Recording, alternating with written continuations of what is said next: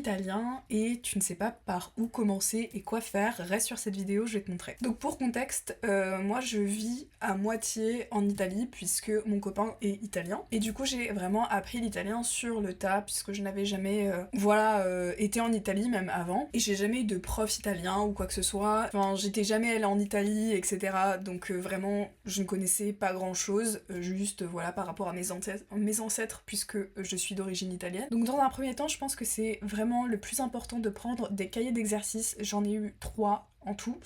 Mais voilà, c'est vraiment comme ça que tu vas apprendre et en parallèle tu peux télécharger des applis comme Duolingo. Mais je te conseille quand même de prendre des cahiers d'exercices parce que ce n'est pas assez.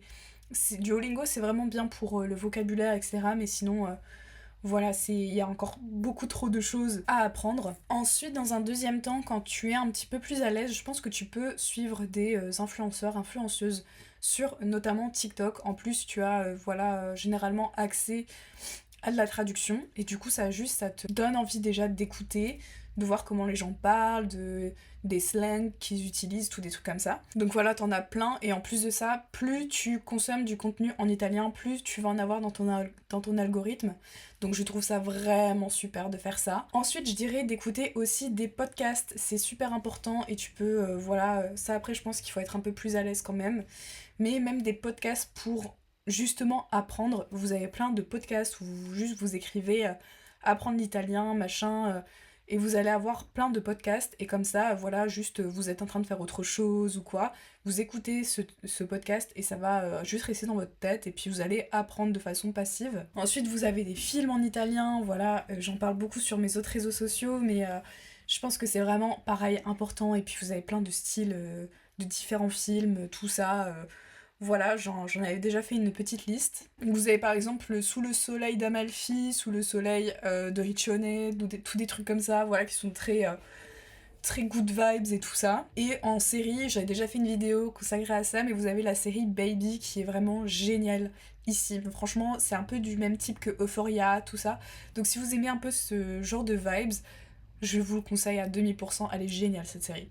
Lire des livres et surtout lire des livres pour enfants dans un premier temps, ça aide beaucoup. Je me souviens quand j'étais en Italie, on avait trouvé dans une boîte à livres, c'était Alice au pays des merveilles.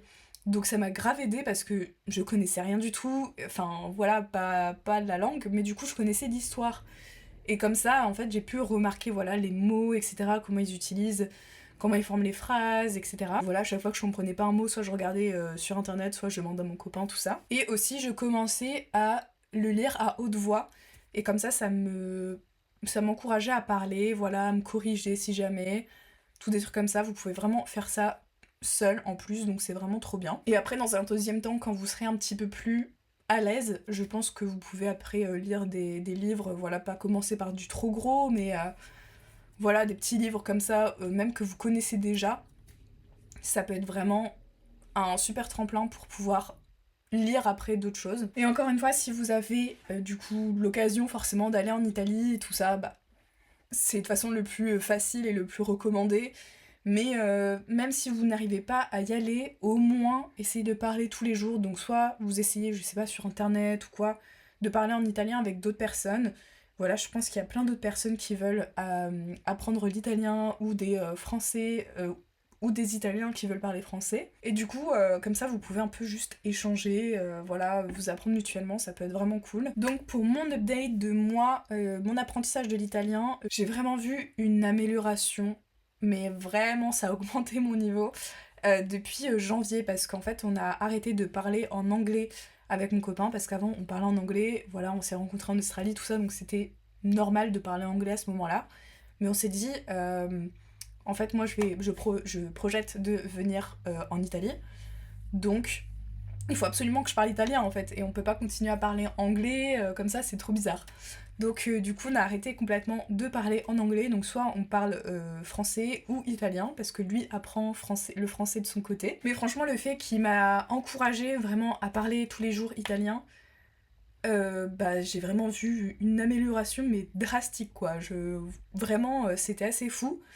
Alors que quand j'habitais en Italie, voilà, après c'était très nouveau, c'était la première fois que je rencontrais sa famille, etc. Donc j'avais beaucoup de pression et j'avais très peur de mal faire les choses, et du coup je ne disais rien, voilà. ce qui n'est pas la solution, mais voilà, j'avais trop peur. Mais voilà, là je sais que quand je vais revenir, je vais pouvoir parler italien avec sa famille et tout, donc franchement ça fait plaisir. Pour moi comme pour eux j'imagine. Et c'est vrai qu'à chaque fois on a peur de faire des erreurs, enfin même je repense à quand je vivais en Australie, les premiers mois c'était hyper chaud pour moi, même si j'avais des bases, des grandes bases quand même en anglais. En fait, il y avait plein de trucs où je buguais, et puis en plus, il y avait beaucoup de slang australien, tout des trucs comme ça que je connaissais pas. Donc, du coup, j'avais vraiment peur de faire des conneries, et du coup, je ne faisais pas. Mais bon, au bout d'un moment, il faut bien te forcer et bah parler, parce que sinon, t'avanceras jamais. Donc, entre deux, j'ai fini aussi un deuxième cahier d'exercice. Donc c'était ce cahier d'exercice de Assimil. Et donc je pense que je suis plutôt B1. En tout cas, j'ai regardé sur Duolingo. Je sais que voilà, c'est pas hyper précis, mais ils mettent quand même que je suis B1. Et je pense, soit je suis entre le A2 et le B1, je pense, parce que je peux vraiment parler. Je me rends compte quand je fais des erreurs et je me corrige. Mais voilà, il y a encore plein de trucs que je maîtrise pas du tout. Et aussi, j'ai lu un livre en italien, enfin, j'ai pas encore tout fini, mais voilà, j'essaie de me concentrer à lire de l'italien, même si c'est très dur parce que bah, c'est pas une lecture normale où je peux juste me relaxer et tout. Là, c'est vraiment actif et j'ai vraiment du mal à encore avoir les images en tête et tout parce que c'est trop compliqué encore pour mon niveau. Mais justement, je pense que ça m'aide aussi parce que le fait que ça soit compliqué, ça m'aide à me concentrer, à repérer certains mots, des verbes aussi que je peux oublier, voilà, les différents temps, etc. Et ma belle-mère m'a entendu parler au téléphone la dernière fois et vraiment elle m'a félicité, elle m'a dit mais tu parles trop bien et tout maintenant, enfin c'est trop chouette que t'arrives à pouvoir parler normalement et tout, sachant que ma belle-mère parle aussi français, elle parle plusieurs langues et du coup elle parle très très bien le français et tout ça, et une de ses grand-mères aussi, donc c'était un peu les deux seules personnes avec qui je pouvais vraiment parler autre que mon copain parce que voilà, forcément elles étaient très à l'aise avec le français. Ensuite, je vous conseille de regarder par exemple, surtout si vous habitez à Paris, c'est pas mon cas, mais je sais qu'il y a des associations, voilà, entre la France et l'Italie qui font des prix très très très abordables pour avoir des cours avec des profs particuliers. Donc en vrai, si ça vous intéresse, franchement, ça serait trop cool de pouvoir faire ça. Moi, ça m'intéresse beaucoup là quand je vais reprendre mes études. Je pense vraiment pouvoir faire ça. Donc, avoir des cours en italien avec l'université et en prendre à côté si c'est possible pour moi. Parce que voilà, il y a encore plein de trucs que j'ai du mal et pourtant qu'il faut que je me force à vraiment apprendre, comme le vouvoiement et tout, c'est hyper important. Parce que voilà, je suis amenée à vous voyez beaucoup de gens, donc c'est un peu compliqué si je ne sais pas un peu ces règles-là. Après, voilà, ça s'entend que je ne suis pas italienne, donc forcément les gens sont bien plus indulgents. C'est un truc vraiment à bosser pour moi en tout cas. Ensuite voilà, j'ai regardé beaucoup de films, beaucoup de séries, de documentaires, tout ça, donc c'est trop bien. Et pareil, je trouve que c'est encore plus intéressant d'apprendre et en même temps voilà, d'écouter des documentaires qui sont sur la culture, sur l'histoire, sur plein de choses. Parce que en même temps, vous avez du coup toute l'histoire de l'Italie, etc.